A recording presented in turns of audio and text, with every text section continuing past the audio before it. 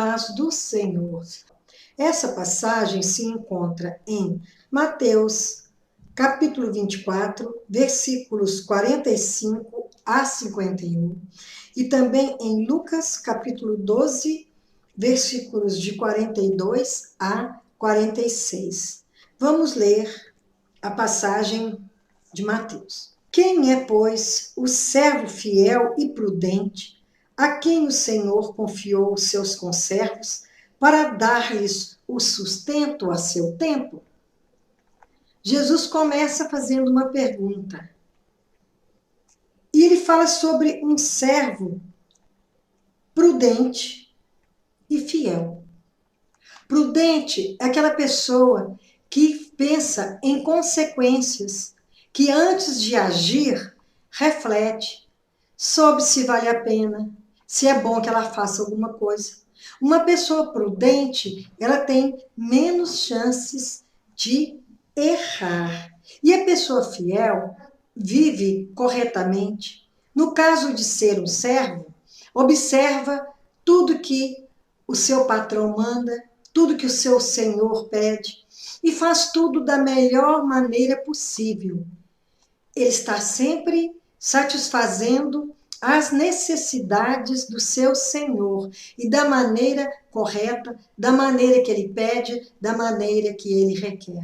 Esse é o servo bom, é o servo prudente. E o Senhor pergunta: quem seria esse servo a quem poderia ser confiado tudo, todas as necessidades de seus empregados, e que não precisaria dele estar presente para que ele cumprisse todas as formalidades, todos os serviços fossem resolvidos, todos os problemas fossem sanados, sem que ele precisasse ficar tomando conta, vigiando. O servo bom, o servo fiel, o servo prudente ajuda muito o seu senhor, o seu patrão, para que tudo dê certo no final.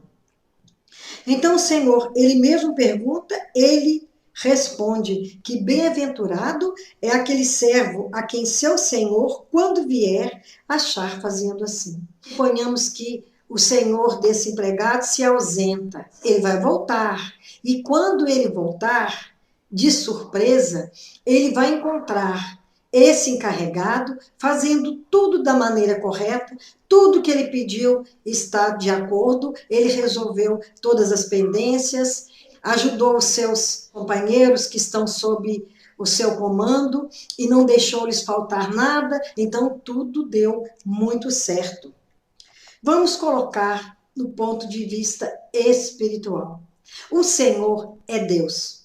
Ele nos comissionou a levar a palavra, a pregar o evangelho, para que pudéssemos ir pelo mundo através da palavra, aconselhando, exortando quando necessário, porém com amor. Conhecendo a palavra de Deus, nós temos condições de fazer a vontade de Deus. Quem não conhece a vontade do seu Senhor, como vai agradá-lo? Como pode fazer algo se não sabe o que esse Senhor quer? Nós não sabemos quando acontecerá a volta de Jesus. Não podemos viver relaxadamente, pensando, está demorando, quantos já morreram e que também aguardavam a volta de Jesus. Nós não sabemos a hora, porque o tempo de Deus é diferente do nosso. O nosso tempo, o tempo humano, cronos, que deu origem à palavra cronologia.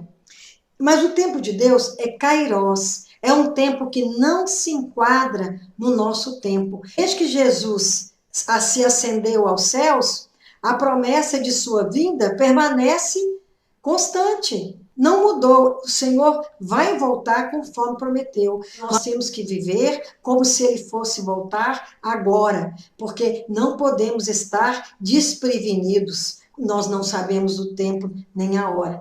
Nós não podemos nos relaxar, principalmente com a obra de Deus. Temos que fazer com prudência, com diligência, com muito amor e da melhor maneira possível, não como se fosse para homens, mas como sendo para Deus. Isso em nosso trabalho, em nossa casa, na igreja, nós temos que fazer da melhor maneira possível, sempre pensando, é para Deus, não é para os homens, porque convém agradar a Deus. Em verdade vos digo que lhe confiará todos os seus bens.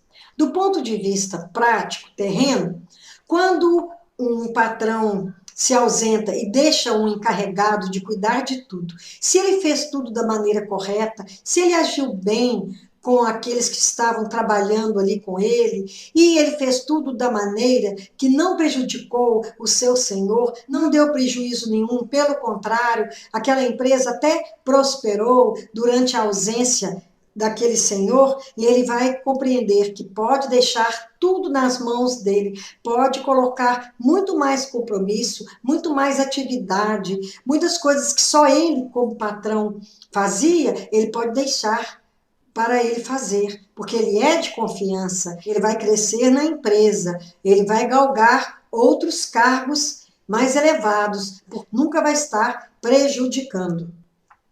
Mas se aquele servo, sendo mau, disser consigo mesmo, meu senhor demora-se. Também a gente colocando no plano espiritual, eu já ouvi muita gente dizer, Jesus não vai voltar não, isso é lenda, porque não conhece a palavra. Meu povo sofre por falta de conhecimento. Isso é lá no livro de Oséias, porque a pessoa que não conhece a palavra de Deus, por desconhecimento, ela erra muito, ela peca muito, e todo pecado, toda transgressão tem consequência, sempre consequência ruim, porque o pecado, ele deixa marcas, e o erro também deixa consequências, então é contra nós mesmos. Então aquele que acha que Jesus está demorando ou que não existe nada da volta de Jesus, é só ler o livro de Deus, ler as Sagradas Escrituras, que lá está apontando os sinais da volta de Jesus. E são tantos sinais evidentes que Jesus está voltando, que a sua volta está próxima. E mesmo não sabendo nem o dia nem a hora, temos que estar sempre vigilantes, confiantes no Senhor e fazendo a vontade dele, nunca fazer nada relaxadamente, porque nós podemos ser surpreendidos. E também não é só com a volta de Jesus. Quantos que morreram antes de Jesus voltar e que vão prestar conta de seus atos? Então, mesmo achando que o Senhor está demorando, para Deus não existe esse tempo nosso. Deus sabe a hora que seu filho vai voltar e nós estaremos na presença dele, prestando contas de tudo que fizemos, de bom e de ruim, nós vamos ter que responder por tudo. Então, temos que viver como se fôssemos morrer ou Jesus voltar hoje. Sermos prudentes, como diz a palavra, nós temos que ser prudentes, temos que ser simples como as pombas, mas temos que ser também sagazes como as serpentes, porque ela está sempre pronta para se esquivar e também para atacar. E passará a espancar os seus companheiros e a comer e beber com ébrios. Virá o Senhor daquele servo em dia que não o espera e na hora em que não sabe. Então, o kairós de Deus tem a supremacia sobre o Cronos, sobre o nosso aqui na nossa vida prática.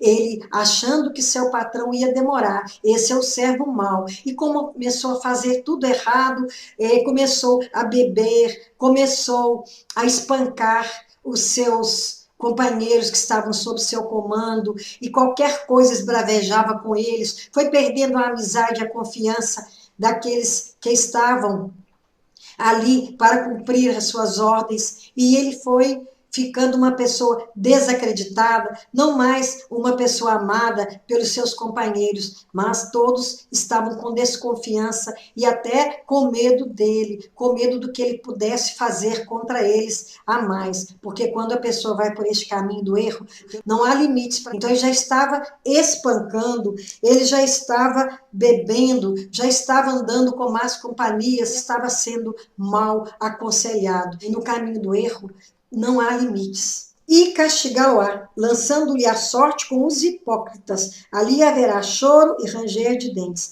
Aqui há uma fusão da nossa vida prática com a nossa vida espiritual. Assim como esse homem vai surpreender ali no trabalho, aquele servo infiel, aquele servo mau que fez tudo errado, deixou a empresa em polvorosa, deixou os seus colegas insatisfeitos com ele, a produção caiu porque todos estavam trabalhando desanimados, porque não tinham mais motivação. Houve uma queda na arrecadação, houve prejuízo naquela empresa, houve insatisfação de todos aqueles funcionários naquele lugar, alguns até pensando em se demitir, porque não estavam mais satisfeitos naquele lugar. Na parte espiritual, lançando-lhes a sorte com os hipócritas. Quem são os hipócritas na Bíblia? Os fariseus eram chamados de hipócritas, sepulcros caiados. Por fora, eram pessoas bem vistas, que praticavam a vontade de Deus, mas na verdade eram hipócritas.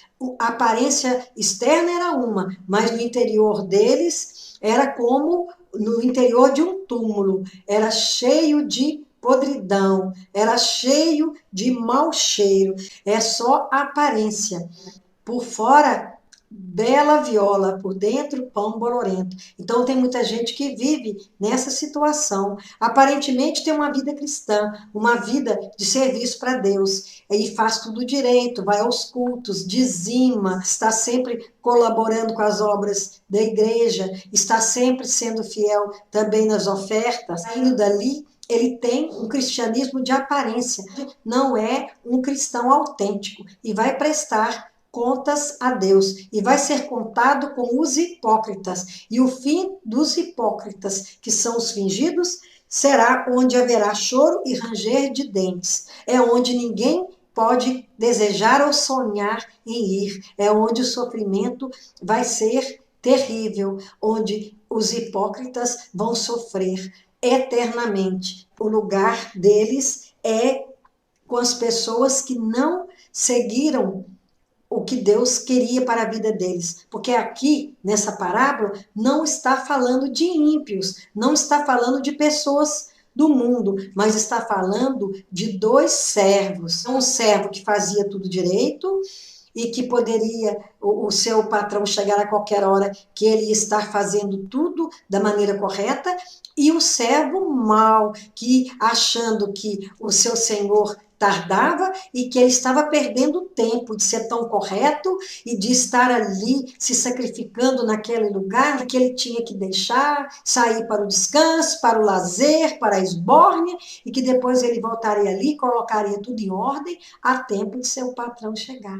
E assim também a nossa vida espiritual. Nós não podemos pensar, Jesus demora, estou deixando de fazer tanta coisa no mundo, porque tem gente que acha que está perdendo porque não está no mundo, fazendo tudo que o mundo faz. Não está perdendo, está ganhando, porque a fidelidade do servo de Deus conta muito. O Senhor se agrada do seu servo bom, do seu servo fiel, e desagrada daquele servo que no final vai ter como paga aquele lugar reservado aos hipócritas, onde há choro e há ranger de dentes. Em Lucas também, que tem essa passagem, aqui estendendo para o versículo 47 e 48, que nós falamos que iria até o 46, diz o seguinte: aquele servo, porém, que conheceu a vontade de seu senhor e não se aprontou, nem fez segundo a sua vontade, será punido com muitos açoites. Então, quando diz que vai ser punido com muitos açoites, significa que, se ele conhecia a vontade, ele tinha mais obrigação de fazer tudo de acordo com o que era sua obrigação.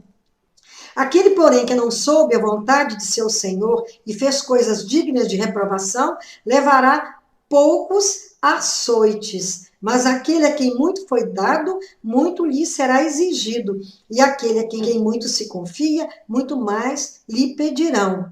Onde que nós vamos conhecer a vontade do Senhor? É através da Bíblia. À medida que vamos conhecendo do Senhor, que vamos lendo a palavra, vamos estudando, vamos aprofundando no conhecimento de Deus, porque muitas pessoas sofrem porque não conhecem a vontade de Deus e vivem no erro, e as consequências são terríveis. Aquele que conhece, ele tem muito mais obrigação de fazer o que Deus pede em sua palavra, de acordo com os mandamentos do Senhor. Agora, aquele que não soube a vontade do Senhor, ele vai ser reprovado, mas com menos açoites, porque exige-se mais daquele que conhece mais. Mas também não justifica a pessoa falar, eu não quero conhecer muito a palavra, porque se eu conhecer, eu vou ter que abrir mão de muita coisa. É algo que o Senhor abomina, porque ele está dizendo do desconhecimento, não esse desconhecimento que a pessoa escolhe, não, está falando daquele que recebeu pouco, que sabe pouco. E se ele fez o seu melhor naquele pouco, ele vai receber menos açoite. Então quer dizer que há gradação, mas o Senhor não terá ninguém por inocente. Porque hoje, principalmente, a palavra de Deus está muito acessível na televisão, na internet. Hoje é fácil adquirir uma Bíblia, é fácil adquirir conhecimento. Então ninguém pode dizer que não sabe, que não ficou sabendo. Ninguém vai poder dizer perante o Senhor naquele dia, eu não conheci, eu não sabia. Hoje a palavra está aí. E de acordo com o que conhecemos, vamos ser arguídos. Mas é melhor conhecermos de Deus para fazermos a vontade dele. Seremos bem-aventurados, seremos felizes. E não é por isso, só por ter uma consciência tranquila. É porque quem faz a vontade do Senhor, conhecendo qual seja a sua vontade, tem paz no seu coração. Todo pecado traz inquietude. Todo pecado tira a nossa tranquilidade. Se não arrependermos, o pecado está sempre presente, está sempre à nossa frente. E não é bom vivermos em pecado. Pecar, todos pecamos, desde que o pecado entrou no mundo através de Adão, o sofrimento também entrou, e todos eles têm consequência. Que sejamos um servo fiel, um servo bom, um servo prudente, buscando conhecer a vontade do Senhor, e na medida do nosso possível, vivemos de acordo com ela, porque o Senhor anseia estar em comunhão conosco, e nós também. A nossa felicidade é estar em comunhão com o nosso Deus, e o pecado nos separa de Deus. Que o Senhor nos ilumine pelo seu Espírito Santo, e que possamos estar enquadrados nessa ala dos servos fiéis.